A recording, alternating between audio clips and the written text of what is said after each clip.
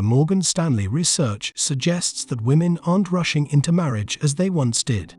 A female commentator on Twitter provided insight, saying, "We now have a myriad of options for our lives, and marriage is no longer the default choice. We're focusing on our careers, pursuing advanced degrees, traveling, nurturing friendships and extensive social networks, and taking our time to find the right partner. Additionally, we're not having children as we used to.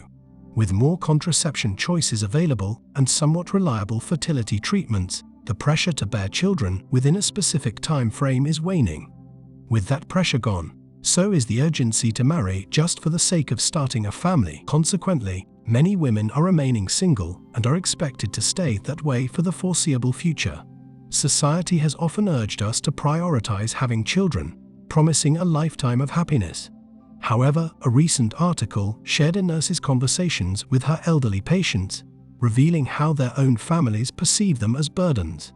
It turns out there are common regrets when people approach the end of their lives. Men, on the other hand, aren't giving up.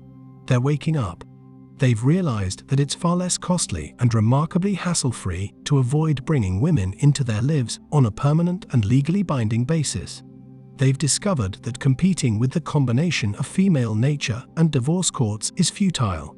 Many have witnessed their fathers living in dire circumstances while their mothers claimed the house, land, and alimony. Even when men win a woman's heart, she's more likely than not to divorce him when she grows bored, taking half his assets and securing a claim on his future earnings. So, what's the appeal for a man? Even in victory, they're defeated. Part of the issue is that men's desires evolve as they mature. Puberty brings a singular focus on one thing, but they often end up heartbroken, marrying the wrong woman, and losing what they hold dear.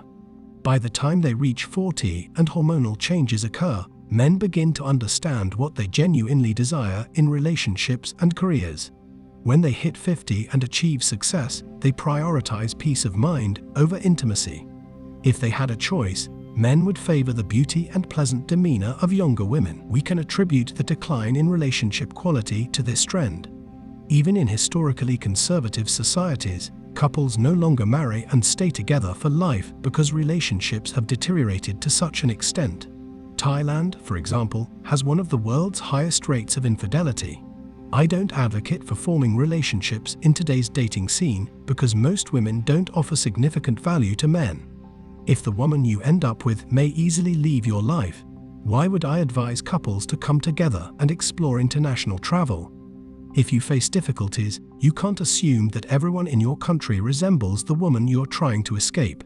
Remember, you can't outrun your problems. Consequently, people worldwide are experiencing the same level of decadence, and both countries are witnessing a rise in the number of single men and women.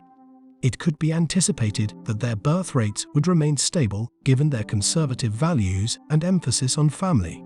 As a result, there are more single men and women than ever before. Modern women, however, are so self-absorbed and naive that they're willing to break up families, squander inheritances, and run off with money simply to satisfy their own desires.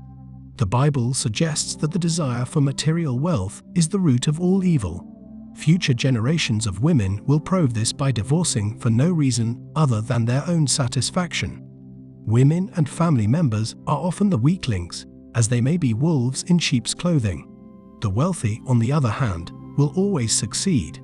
It's regrettable that most of us are already at this point, or will never be able to reach elite status due to women's reluctance to commit to a relationship. It's not that I'm inherently against partnerships, but the dynamics have shifted significantly. Many women, regrettably, don't offer substantial value to men in these modern romantic settings. Consider this scenario. You invest your time and emotions into a relationship, only to see it disintegrate swiftly. In such a world, it's challenging to advocate for couples to form and promote international travel. If you ever encounter relationship difficulties, assuming everyone in your nation behaves like the woman you're trying to escape is a fallacy. Escaping your problems by relocating elsewhere isn't a viable solution either. They tend to follow you. The number of single men and women continues to rise. In contrast, modern women appear to be self-absorbed and, at times, oblivious to the consequences of their actions.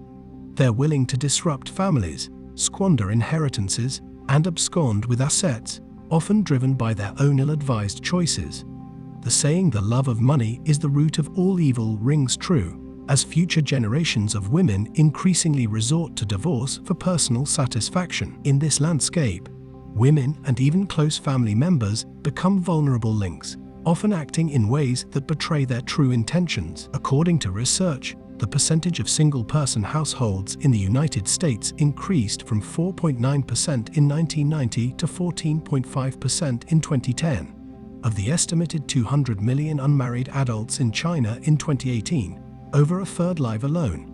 The economy has benefited from this trend due to elderly individuals' inclination to live independently. When we consider older women who may have made poor life choices or, of their own volition, find themselves successful with ample resources, but without families, it becomes increasingly challenging for them to attract and, more importantly, sustain relationships with men.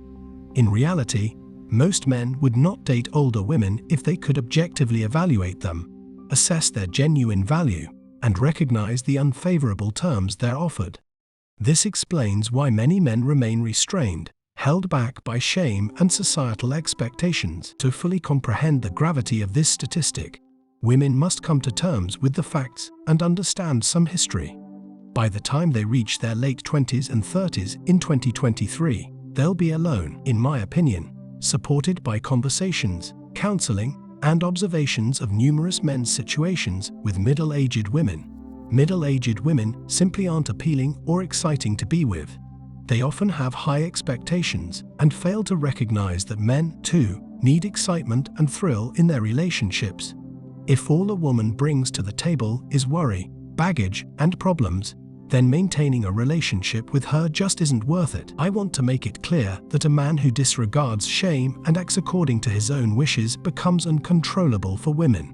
Men won't escape the shame that society has used to keep them in relationships with older women until they stop caring about public opinion.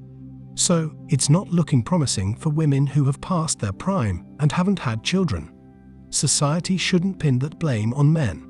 If anything, it's the fault of extreme feminism, which suggests that women could live without men their entire lives. And that's it for today on Sigma Traits.